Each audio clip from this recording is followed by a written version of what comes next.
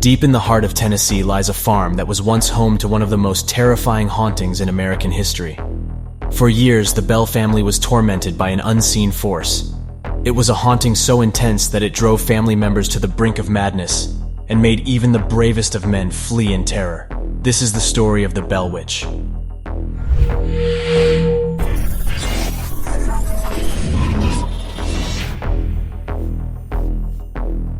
To understand the Bell Witch legend, we first have to go back to the early 1800s, to a small farm in rural Tennessee.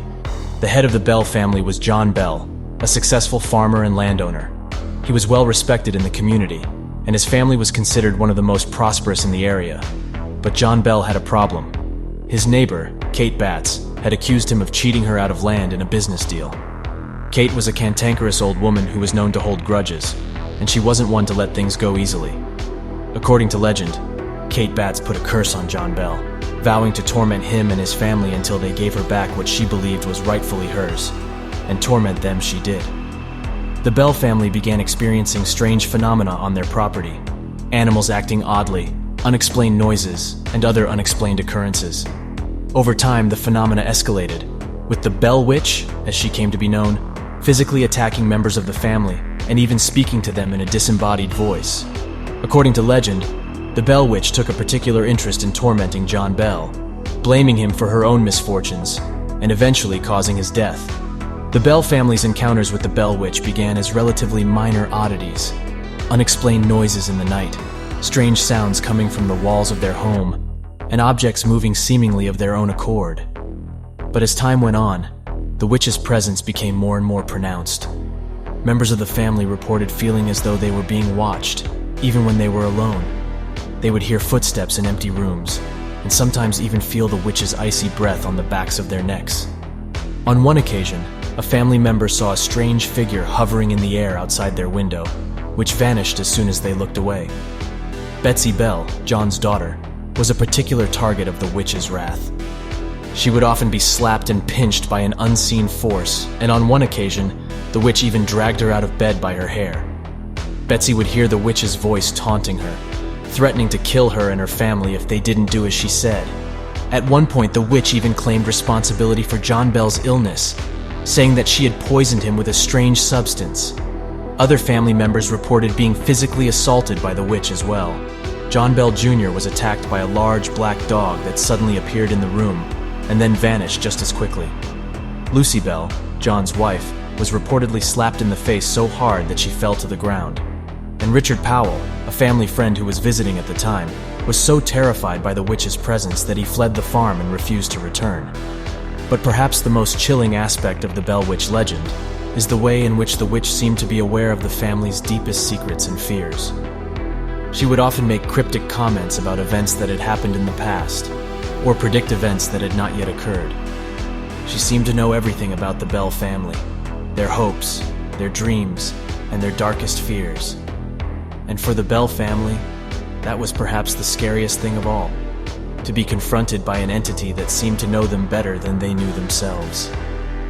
According to the legend, the Bell Witch was able to communicate with the Bell family in a variety of ways. One of the most common methods was through her voice. Family members would hear her speaking to them, even when there was nobody else around. Sometimes, she would speak in a deep, guttural voice, while at other times, her voice would be high-pitched and almost childlike. The witch was also known to communicate by writing messages, often using a pen or pencil that she would move seemingly of its own accord.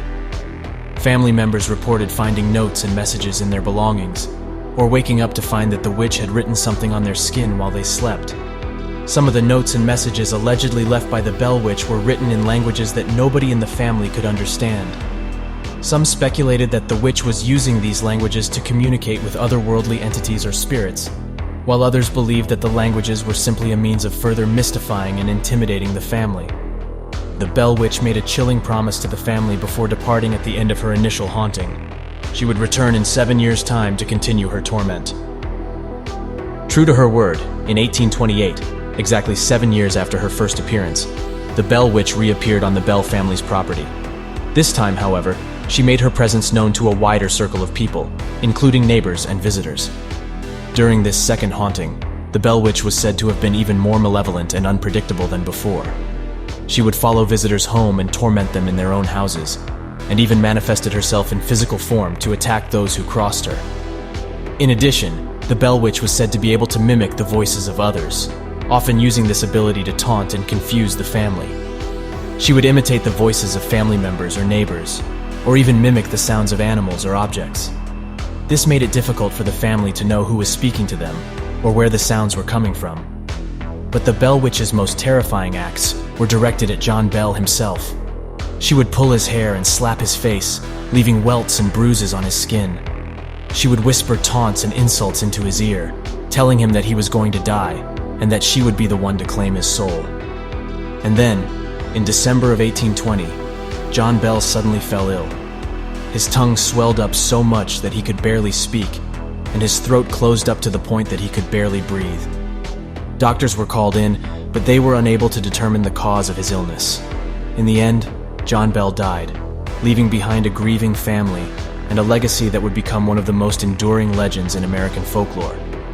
But was there really bad blood between John Bell and Kate Batts? Or was this all just a convenient excuse to explain the unexplainable? It's hard to say for sure.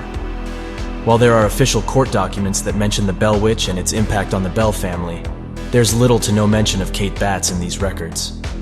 It's possible that she was a convenient scapegoat for a series of unrelated occurrences, or that she was part of a larger web of conspirators looking to exploit the Bell family's misfortunes. The Bell Witch legend endures to this day as one of the most fascinating and well-documented paranormal occurrences in American history. So next time you find yourself in rural Tennessee, keep your eyes and ears open. You never know when the Bell Witch might come calling. Don't forget to like and subscribe. And while you're at it, why not leave her a message in the comments? She may just reply,